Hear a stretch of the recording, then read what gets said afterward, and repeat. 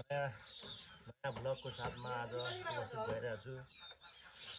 अब जाँदैछौँ बाइकको यात्रा र पनि सन्चै हुन्छ होला। सबैलाई ह्याप्पी न्यू इयर। जाँदैछौँ संसारी भाइ स्थान।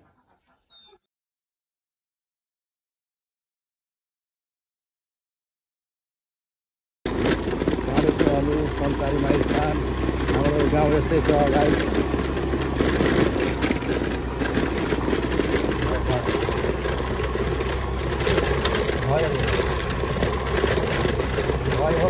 खावा बना ना।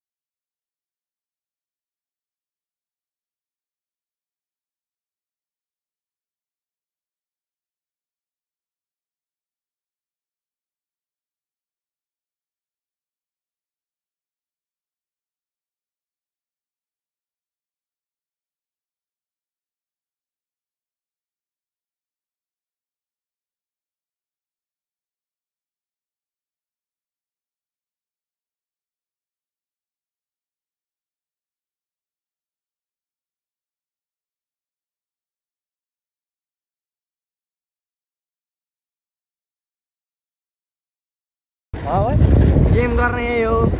खोइ त नि गेमसँग केही बाजो छैन। न पोल बनाएको छ न के गरेको छ।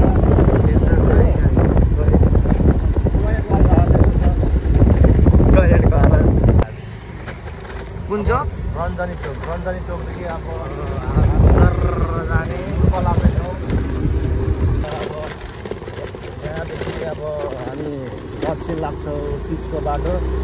यहाँदेखि नजिकै छ अब 4 किलोमिटर सायद होला यहाँदेखि होइन।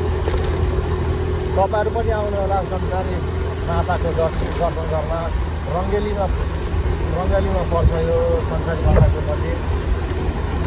हामी आज नयाँ वर्षको उपलक्ष्यमा संसारी माताको दर्शन गर्न जाँदैछौँ। हामी जम्मा 4जना छौँ। मेरो भान्जा म अनि 2जना भाइ छ। भइरहेको पछाडि आइरहेछ बाइकमा। 3 किलोमिटर अफरोडबाट हामी बल्ल यो के अरे बिचको बाटो आइपुग्यौँ। अब चाहिँ अलिक राम्रो छ बाटो यहाँदेखि। धेरै नै राम्रो छ र हामी जाँदैछौँ अब संसारी माईको दर्शन गर्न।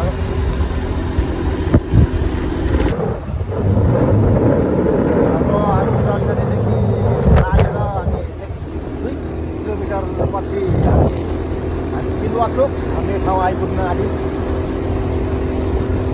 यो चिलुवा चोक भएपछि अनि त्यसपछि आमतला आउँछ। आमतला सिकेर अनि मन्दिर संसारी माताको मन्दिर छ किसान खोलाको छेउमा।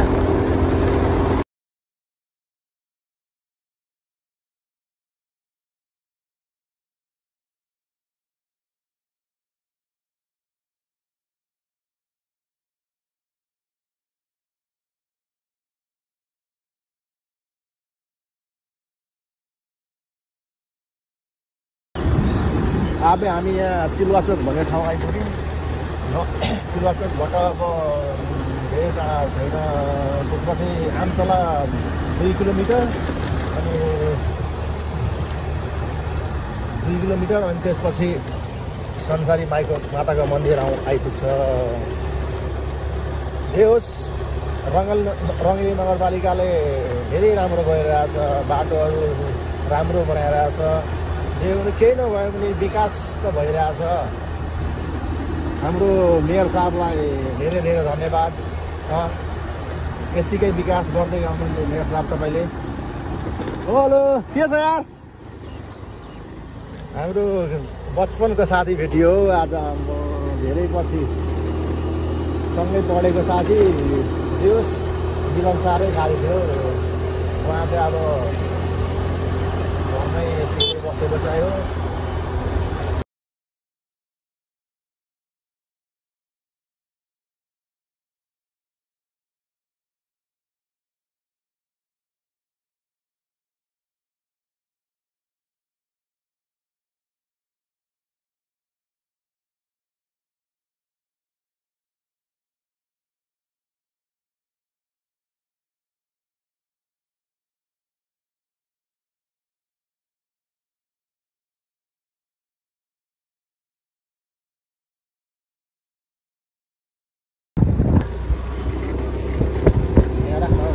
आँटी नै आँटी भनौँ न। त्यहाँदेखि आमतलादेखि आमतला यस्तै छ।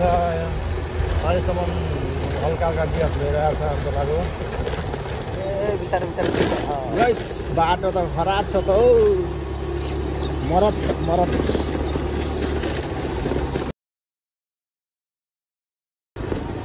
अब आमतलादेखि पूर्व लाग्दैछौँ हामी।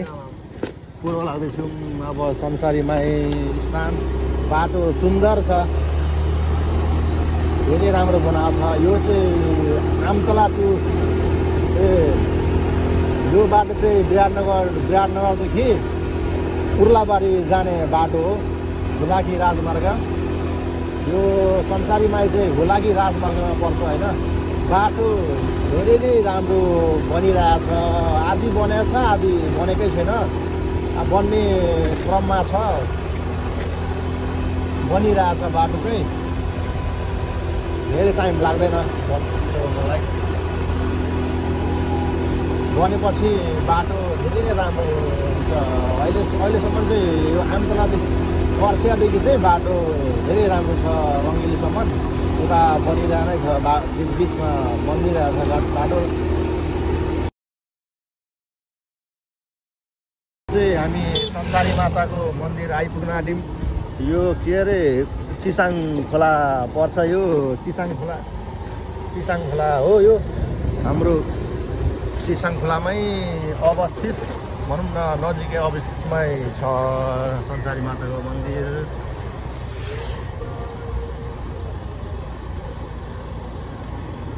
अब हामी गाडी पार्किङ गर्छौँ यता। पार्किङ गरेर अनि संसारी माताको दर्शन गर्छौँ।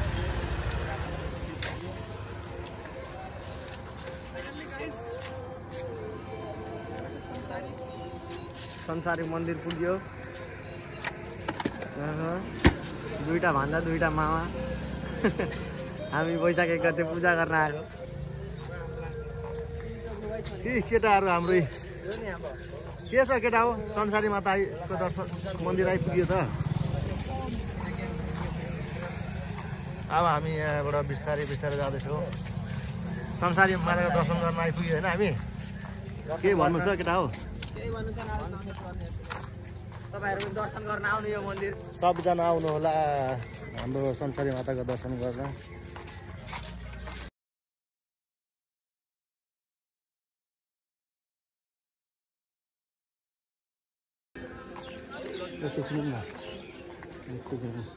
कसरी लड्डु? 70 रुपियाँ पाउ। दिन्न त आधी किलो दिनु त। अनि यहाँ हामी लड्डु चढाउन जाँदैछौँ। दिदी यहाँ हुनुहुन्छ।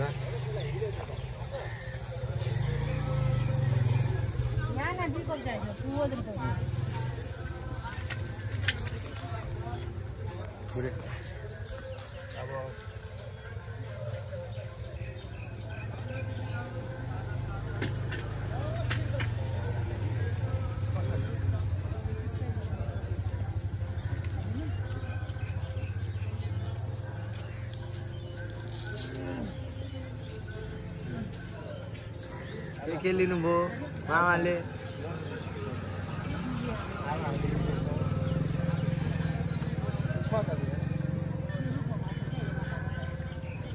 रुखमा बाँधिदिनु पर्ने हो।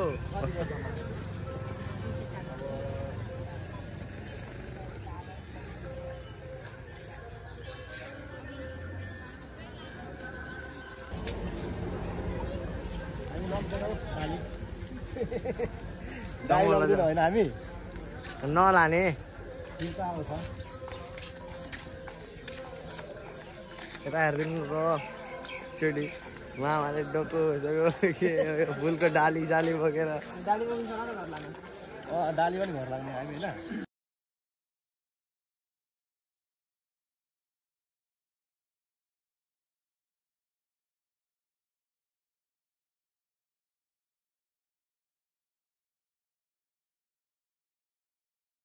टक्क फुलको डाली साली बोकेर पूजा गर्न मामाको आज भाकल थियो अरे अनि यो संसारी माताको गेट भइहाल्यो